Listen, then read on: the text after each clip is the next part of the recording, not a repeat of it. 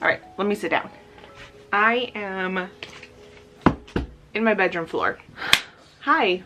Whoa. Whoa, whoa. Bangs, bangs. What are you guys doing? Okay. Hi. Welcome back to my channel. It's been a minute that I've made a video, and I am so excited to be back with what I've been reading, what books I've read so far, cozy mystery murder books, graphic novels. I'm excited. I'm excited to be back and let you all know what I have been up to. First and foremost, it is Mr. Dobie's birthday. Birthday. My little baby boy, he is 2 years old. He is 2, huh, Dobie? Dobie has turned 2. He got his little morning birthday snacks, his birthday morning snacks, so that was cool. I'll insert the clip here if you guys want to see that. Dobie! Dobie, it's your birthday, Dobie! It's your birthday, bud! It's your birthday. It's your birthday. You get a birthday street. Okay. Cheese topper. How about that? All right, come on. All right, we are going to cut this into bigger pieces. We cannot chew through large pieces of snacks.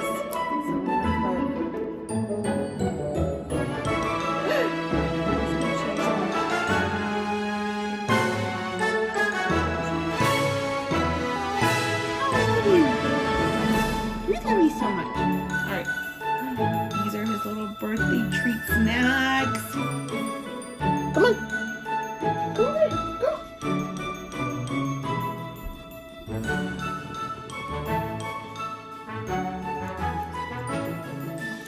Happy birthday, Dobie.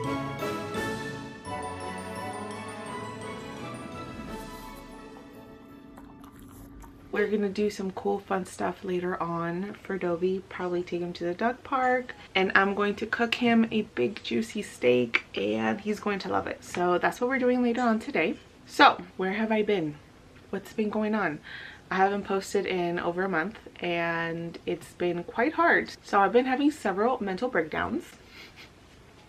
The beginning of 2023 has been really hard on me, and that's kind of where I've been, and it's been kind of impossible to film or have the mindset to film these YouTube videos. I also had a really hard time getting into reading the beginning of 2023.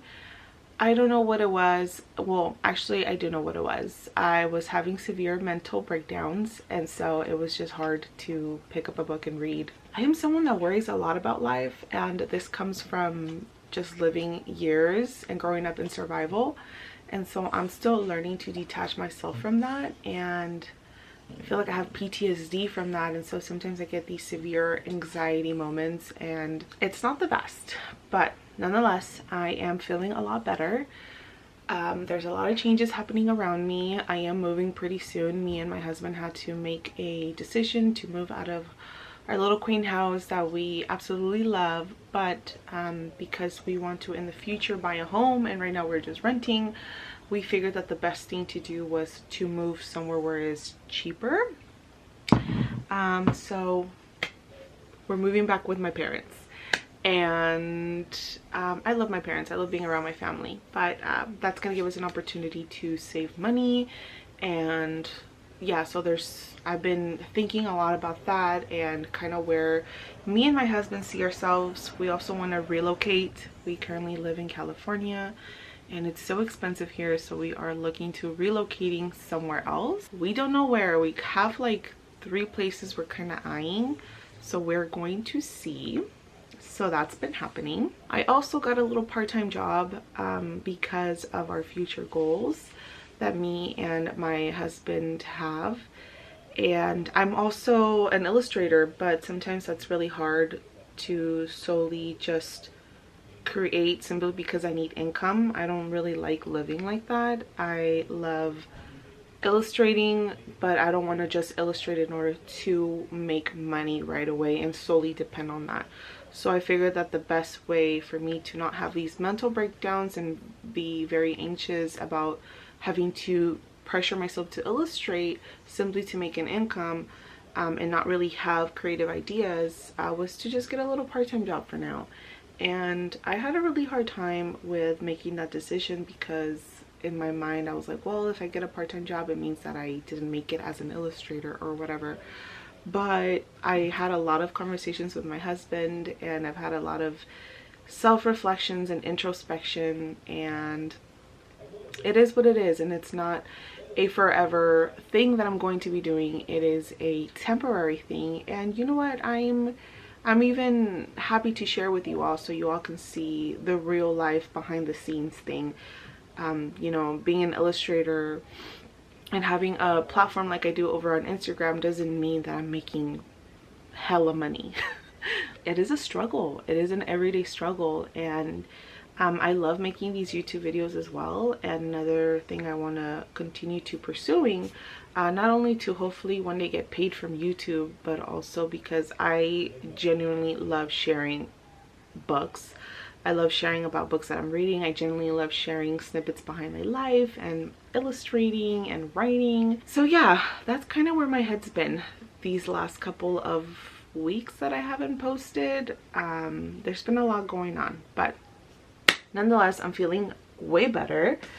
I have here, like I mentioned, I had a really hard time getting started reading this year. I couldn't really get into it, but I gave myself some space, some time, and eventually I was able to pick up some books. These are all books that I've had. No, actually I'm lying. 2 of these I've already had, and 2 of these are new that I bought. And it's this little cute stack right here. I've already read 4 books, and I just started like picking back books up in like late February. Yeah, late February. And so considering that I'm not the fastest reader, this is 4 books.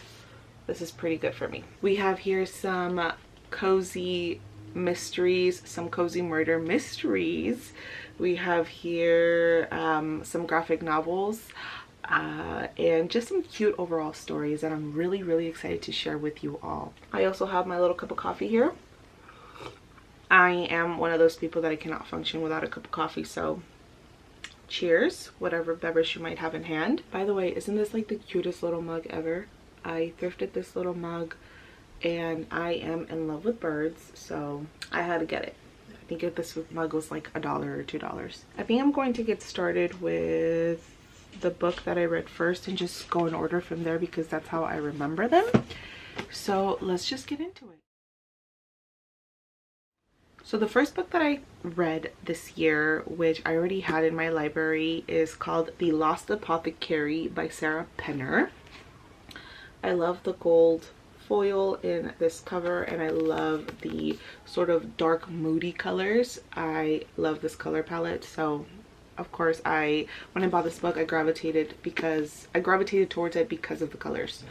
But this was quite the story. If you love murder mystery sort of books, this is a great book, and I'm really happy that I picked up this book first in my reading of 2023 because this really kick-started for me reading this year. So this book is basically about an apothecary that was in business in the late 1700s, I believe, and it does go back and forth between the past and the present. So the past being the 1700s, present being today in this year. And it's about Carolyn Parswell and Nella. I don't know their last name, but Nella was the apothecary owner in the late 1700s, and Carolyn is an aspiring historian in today's present moment. So Carolyn basically goes to London after having a huge separation from her husband. She goes to London to kind of get away, and while she's in London she comes across this little quaint sort of bottle like this one right here. she comes across this little bottle that she finds in the ocean, and that bottle pretty much takes her on a journey of trying to find out where this little bottle belonged to. So she goes to the local library in London, and she ends up finding out in her research that this little bottle most likely belonged to an apothecary that used to sell poisons to murder husbands, to murder men. I know, right? I was like, whoa. Murderous women back in the late 1700s killing their husbands. You got my ear. So it goes back and forth between Carolyn trying to discover who this apothecary belonged to, the storyline behind this apothecary, or the apothecary killer, I believe is what they called her. Which, by the way, they were never really able to figure out who the apothecary killer was through the news articles that Carolyn found. And it goes also back in time with Nella, who Nella is the apothecary owner who used to sell poisons to wives who their husbands either used to cheat on them, beat on them, whatever. I will say that the only thing I didn't like about this book was that, you know, poor Nella, who used to sell these poisons, pretty much ruined her life becoming a murderer, because she wasn't that person. There's really a storyline behind how she ended up becoming someone who would sell poisons. I didn't like that she had to ruin her whole life and become someone who sells poisons in this little quaint apothecary because of what happened to her. So it's kind of like those things where a guy literally does something to you, therefore you become this vindictive person that ends up ruining their lives. So that's the only thing that I didn't really like about it. I wish there was more. I feel like I would have been okay with Nella just being, I don't know, a natural born killer. Not being pushed by a man to become so vindictive. But anyways, I really love the storyline behind the Lost Apothecary and the whole going back and forth. You really get to see different perspectives. And I mean, the whole time I was rooting for Nella and I really felt for her, but it just kind of sucked that she had to basically ruin her life. It was very sad.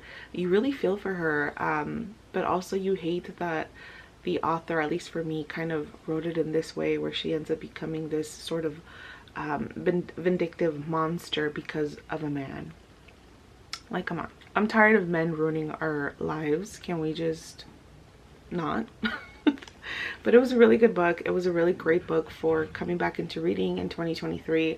I really enjoyed it. I believe I gave it like a 4 out of 5 stars. The next book that I read was a fantasy novel, which I've had in my library as well. I bought it last year, but I hadn't gotten to read it, and I can't believe I had not read it yet, because this is a book that has been talked about all over BookTube. And I think because of this book, I really am finding out what kind of books I love reading. Well, I'm definitely a mood reader, but because of this book, I'm definitely being gravitated towards these types of books, if that makes sense. But the book that I read next was Legends and Lattes by Travis Baldree. Come on, if you are someone who loves cozy fantasy books, you need to read this book. If you haven't read this book, shame on you. You need to read this book. You absolutely need to read this book. It says here, this is a novel of high fantasy and low stakes, which is very true. This book has very low stakes, which I actually really enjoyed. So if you are someone who's looking for a book that is just cozy, quaint, there's not really so much going on, and you love reading about descriptions of coffee and pastries, this is the book for you. So this follows Viv, who is, I always forget what kind of creature she is, but this is pretty much her. This is Viv and this is Tundri. So basically follows the storyline of Viv, who Viv used to be a sort of like hit person. They used to go and murder people or do battles and whatnot. So basically Viv one day was like, you know what, I'm tired of fighting, I'm tired of killing and battling, whatever. I want to go and settle down and open up a coffee shop. And no one around her where she ends up settling down do they know about what coffee is. She ends up finding out what coffee is because of this town that she came across in, and she tried it out and she was like, you know what, this is so freaking delicious.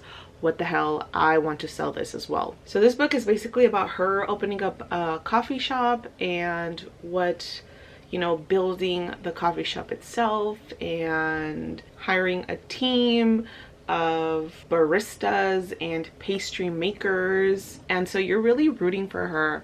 There are a couple of little problems that she comes across with in trying to open up her business and settling in this new town where she's opening up the coffee shop, but it's nothing super big to where there's like a huge problem, but you do read about it. It has absolutely beautiful descriptions of coffee and pastries. So I will say that every time I was reading this book, I absolutely just craved a cup of coffee and a piece of pastry because it was just so good at describing these amazing things. It was just so beautiful. I will say that I totally related to this story in a very weird way. I know it's a fantasy novel, but I really related to Vib. I feel like, especially now in my life, how I mentioned earlier in the video that me and my husband want to move out of California and we just want to settle down in, I don't know, a nice little town where there's not a lot of noise. I totally related to that. Here in California, me and my husband, we live in the Bay Area, so it's very noisy, very busy. So we're very much over the city life and we just want to go settle down. Probably not open a coffee shop, even though that would be awesome. Honestly, I could totally see myself having a coffee shop or a bookstore. But I related to the whole, we want to leave what we've been doing in the past and kind of move on to something, I don't know, something different, something more subtle and slow paced. So I totally related to Vib and how she was feeling about just leaving that life behind and doing something different. I feel like this is a book that I'm going to keep coming back to. It was such a cozy little story. And also I just found out that Travis Baldree is coming out with a second novel called Bookstores and Bone Dust. I think it's set to come out in November of this year, so I was so excited to find that out. I'm sure it's going to be another very cozy sort of book just like this one, so I'm excited for that one to come out and to read it. If you guys hear Dobby snoring, that's because he's right here next to me. This is my bed right here and he is on top of it snoring his little life away, so sorry about that.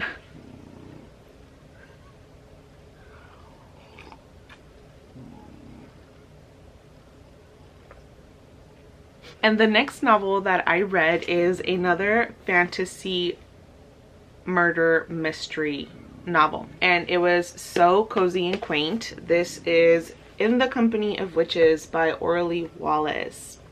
And I absolutely love the cover on this. It is just such the cutest little cover. It's so cute.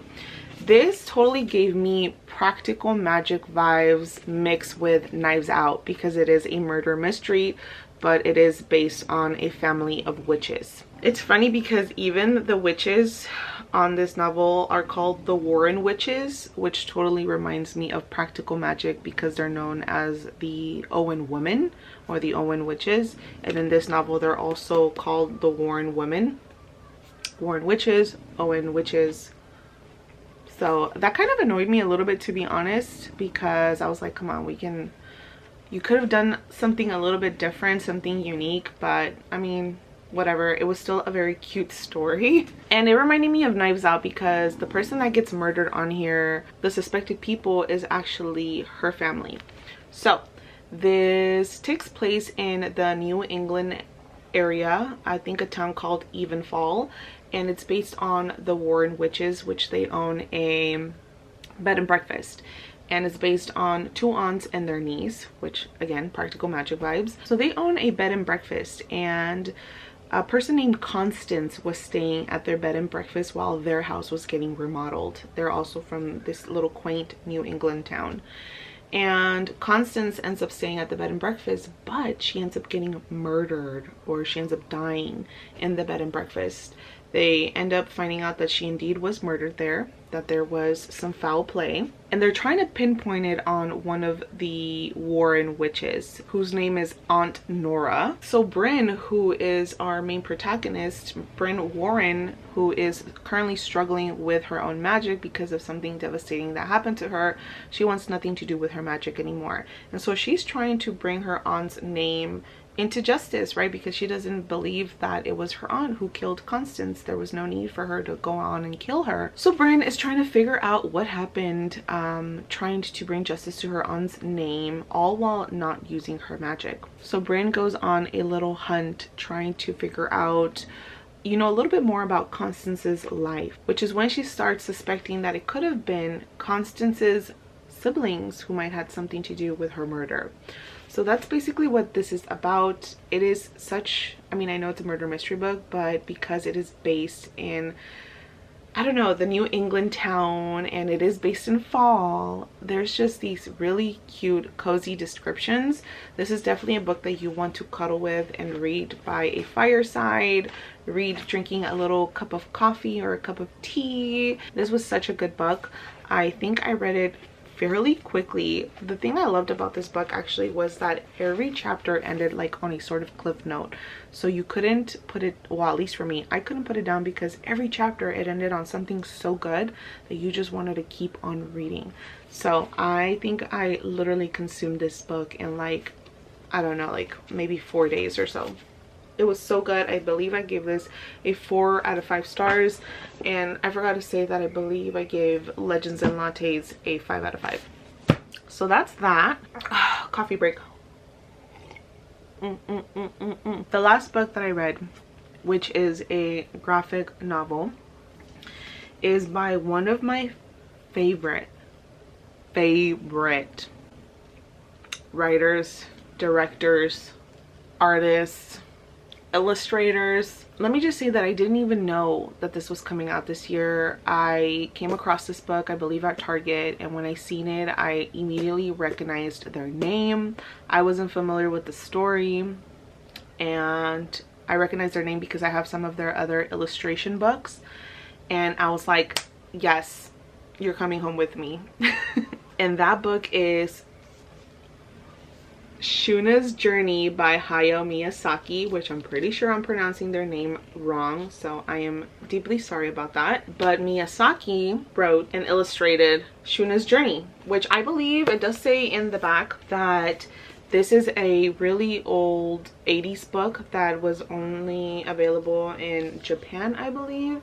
And so this is the translated, so it says right here that this is the translated copy that is now available here in the States. So this is a pretty, I guess, old storyline. And if you are familiar with Hayao Miyazaki, then you will know that Hayao Miyazaki is actually the co-founder of Studio Ghibli. Yes, that's right, Studio Ghibli. So if you're a fan of Studio Ghibli like I am, then you are going to be a fan of this. So this book is basically about Shuna, who is this little cute character right here, who is a young prince.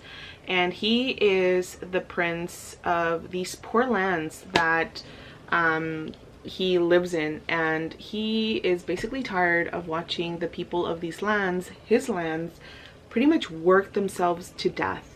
And the lands don't really produce anything. There's no crops growing, there's nothing really being grown there, and he's tired of seeing that for his people. So one day this traveler ends up in Shuna's land, and he basically shows Shuna these little golden seeds and tells Shuna that these seeds are available in this faraway land. And I believe the traveler, from what I remember, is like dying, and the seeds that he has in his hands are dry, so there's no way that Shuna could have taken them and planted them. So he basically ends up telling Shuna where he can find these seeds, and Shuna, being a prince and wanting to see his people thrive and survive, he sets out on a quest to go look for these seeds. And along his journey, he ends up encountering these really horrible slave owners who in particular I mean, they've enslaved a lot of people, but he comes across these two little girls who are sisters who have been enslaved by these mean people, and Shuna ends up trying to set them free, which he ends up doing. And now these slave owners are trying to find them. So Shuna and these two little sisters are on the run, and so it's basically about that. It's about him trying to find this faraway land where these golden seeds are, which I believe they are seeds for grain, right? Which is right here, right? So I believe it's grain. So it's basically about him trying to locate where this faraway land is, so he can come back home, have his people plant these seeds, and have a thriving and abundant land where his people can survive and thrive and live off the land. So it says here in the afterword that this story is based on the Tibetan folktale The Prince Who Turned Into a Dog. So this storyline has roots from that old folktale. So I found this storyline really cute, and I just want to say that if I was a color palette, right, if I could describe myself in a color palette, I would most definitely say that I am a Studio Ghibli color palette. Like, I just want to literally dive into these beautiful watercolors. Like, this is just gorgeous. Like, what? I mean, I'm an illustrator myself, and I feel like I always gravitate to these types of colors, which are very earthy types of colors. And I feel like that's why I love watching Studio Ghibli movies. And I even own some Studio Ghibli illustration books because their colors are just superb. They are so gorgeous. So this was a really cute surprise. I had no idea that this book was coming out this year, or that Hayao Miyazaki was working on anything, but this was so good. It was really a delight to read, and I believe I gave this 5 out of 5 stars. And yeah, I think if you are a fan of Studio Ghibli, you need to have this in your collection for sure. Okay friends, so those are the 4 books that I've read so far. I'm currently reading another book right now, which I believe I will be making a reading vlog about it. But I am excited to get back in the rhythm of filming. I am excited to share more videos on here and just grow my YouTube channel. It was a really rough first few months of 2023, but I feel like I'm feeling more like myself now, and I'm excited to share more videos with you all on here. If you've enjoyed this video, please give my video a thumbs up. Let me know if you've read any of these books, what you thought about them. Let me know if you're gonna pick up any of these books. Let me know if you have any cozy fantasy book recommendations. Drop those down below. I'm always looking for new and fun books to read. I would love to hear from you all. But please like, comment, subscribe. It would really help out my channel. And I am excited. I'm excited to film more. So yeah, I'm gonna go and spend the rest of my day with my little pup, who turned 2 today, and I will see you all later on. Bye for now, friends.